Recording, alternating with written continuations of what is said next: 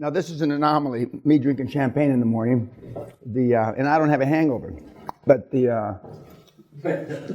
like some of you, but I have an email I want to read when we're not on camera that I received from one of you.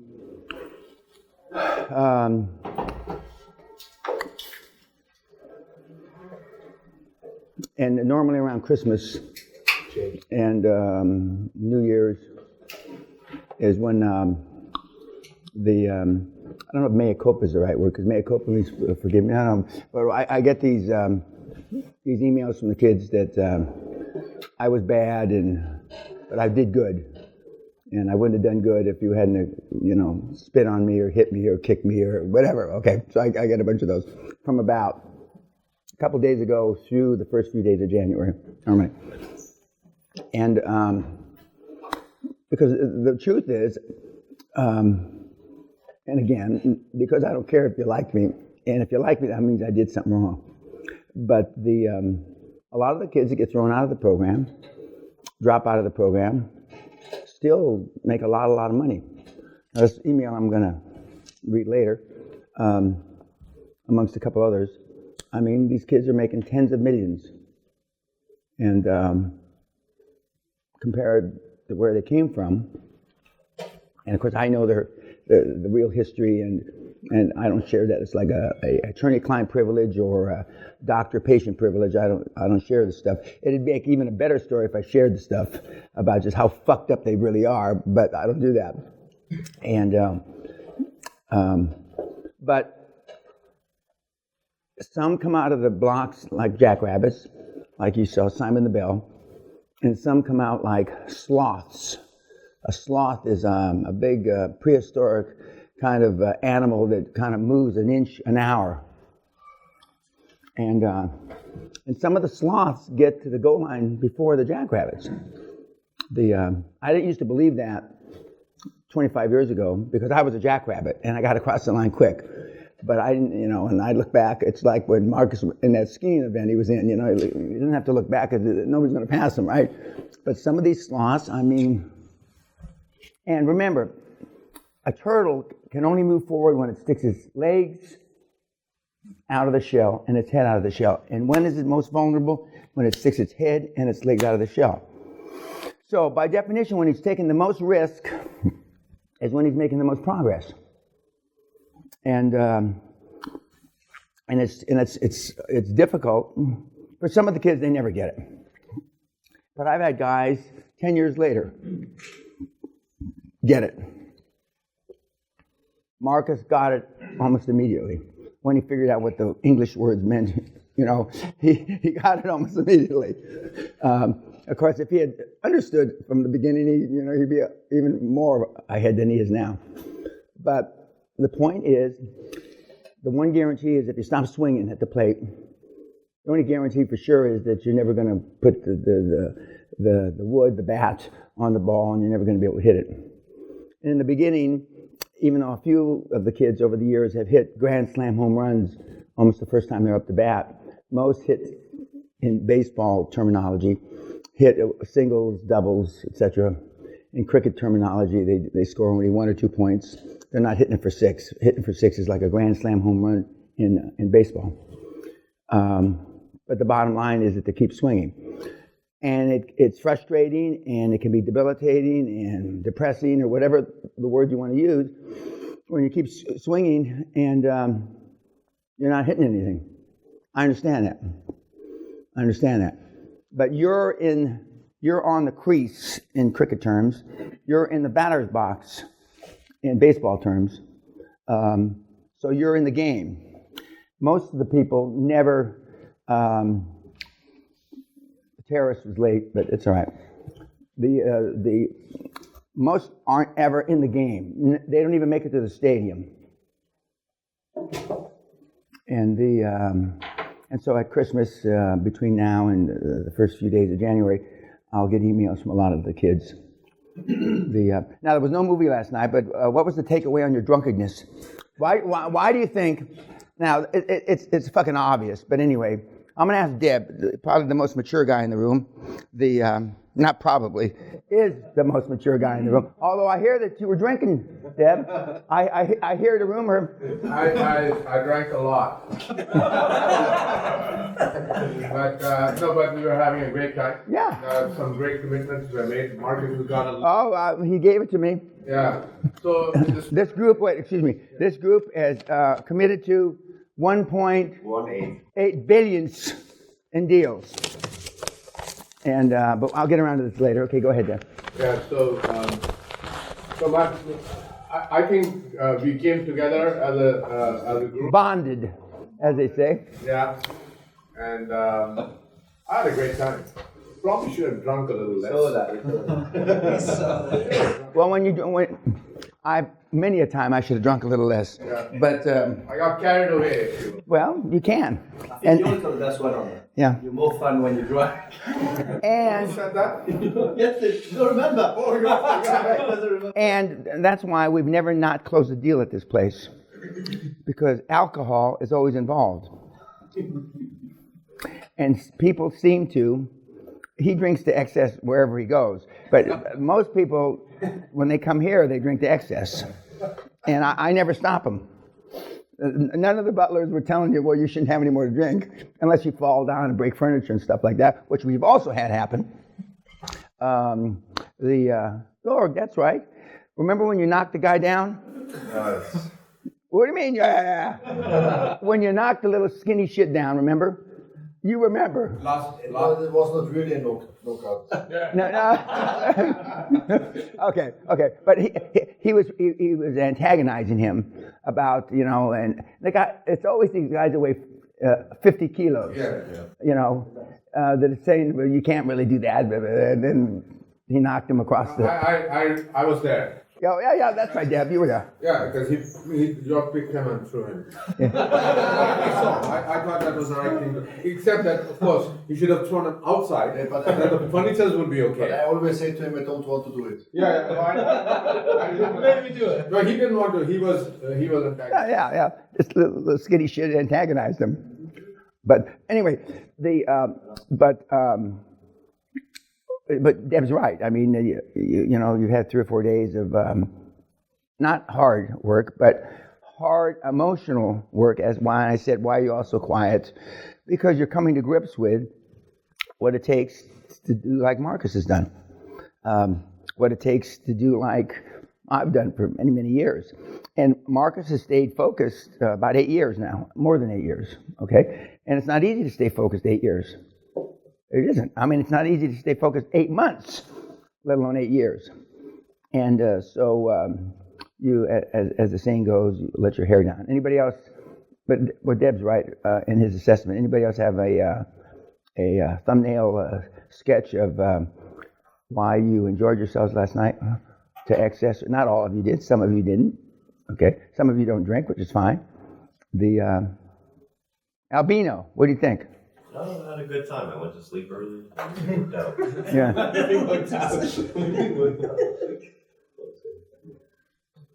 Now, do you guys want to see, even though you've already seen him and you have access to him, I told Kat and EJ to pull up the 3 closing webinars of Josh closing a chairman, closing a bank, and closing a seller. Yes, please.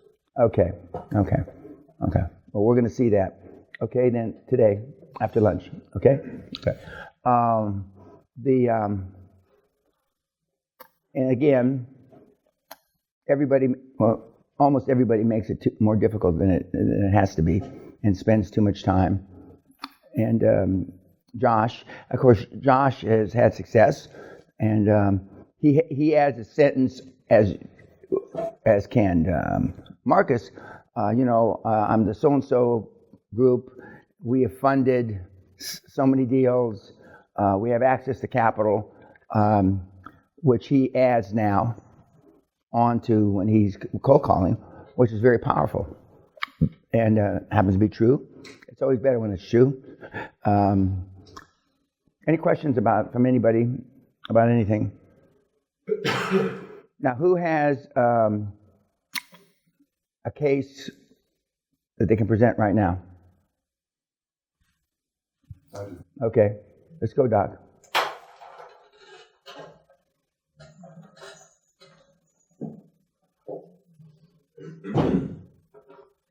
Fortunately, I was not drinking. Mr. Peña, Yes, sir. as well, based on what our commitments made last night, Correct? you know, you started to think about it very carefully. I don't know about others, I'm just speaking for myself. You started to think about it very carefully and how, what psychological limits you have to the number, what emotional limits might there be. There's a lot of introspection that you do now that you've signed your signature there and you've put the number next to your signature, and the reality sinks in that this is a full-time commitment. Absolutely. And I had to break my back making this happen. And I was even thinking about it while I was before I went to sleep, and when I woke up this morning.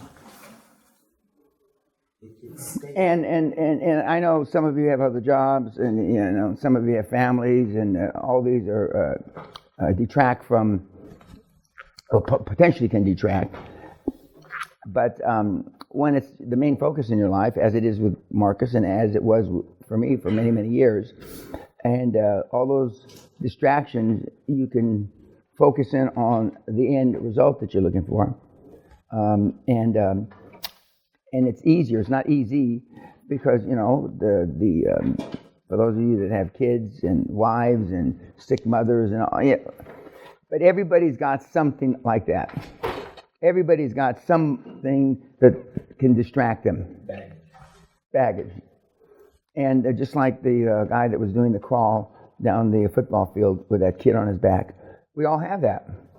And but at the end of the day, it's how important is the end result, the end goal.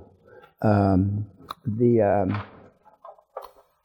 of my three regrets is the third one is I didn't set my goals high enough, and I set my goals pretty goddamn high. But now, in hindsight, I realize you're never going to exceed your most wild expectation. Okay, Doc, you're on. Is it hot in here this morning?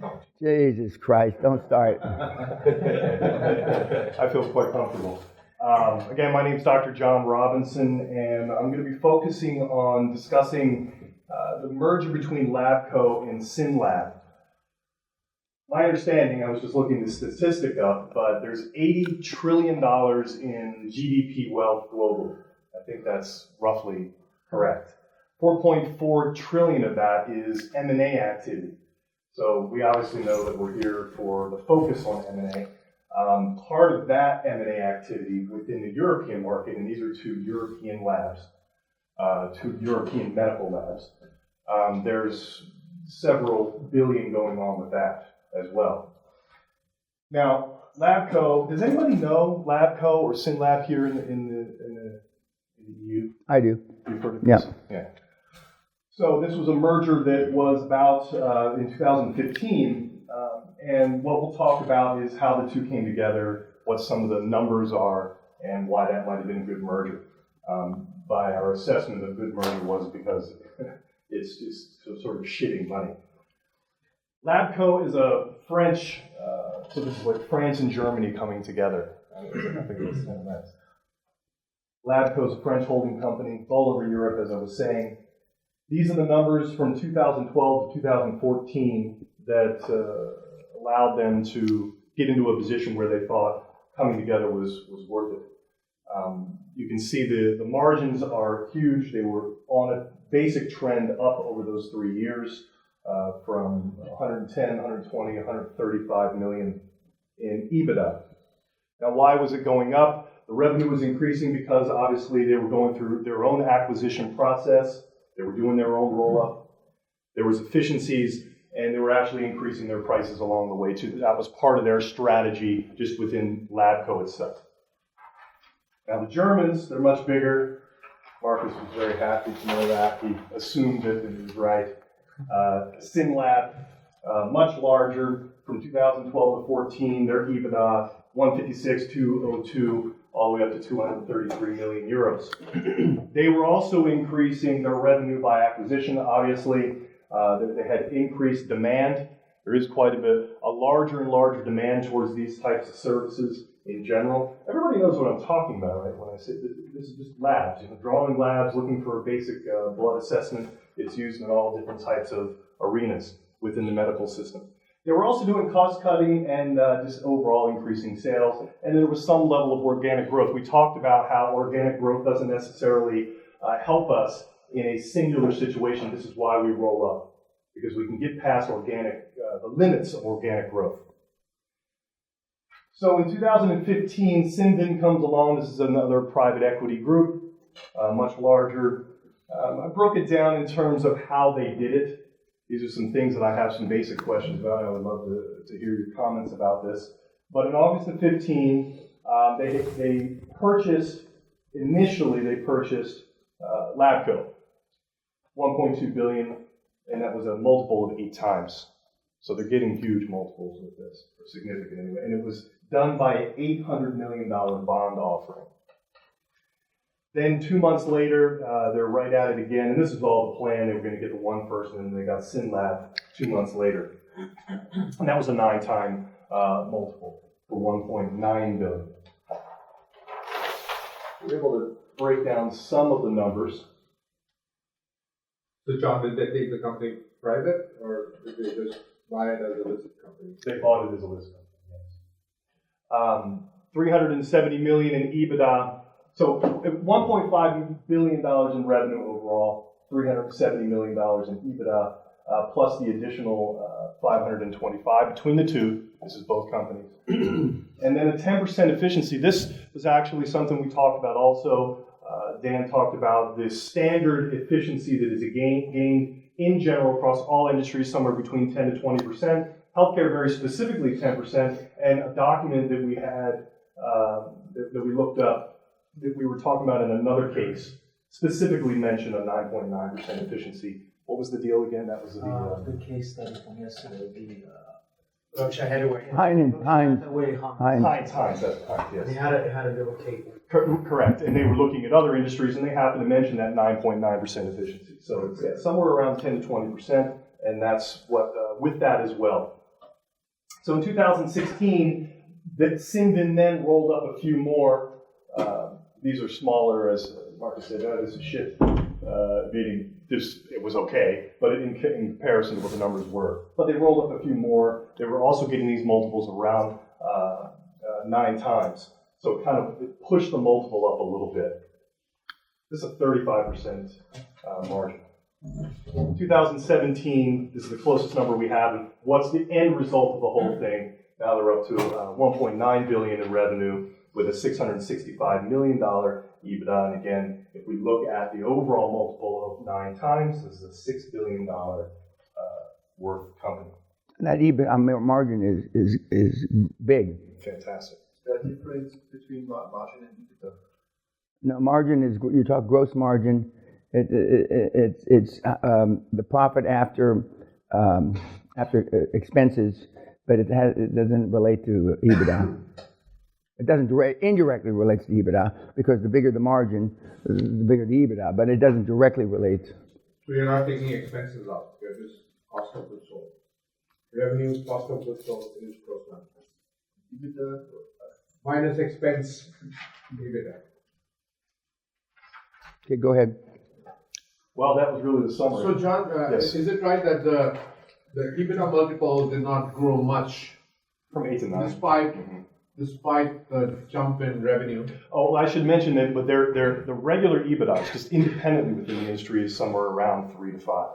So just in general, remember each company was already a holding company within and of itself, they were able to drive multiples up, and then they drew up a little bit more once they combined.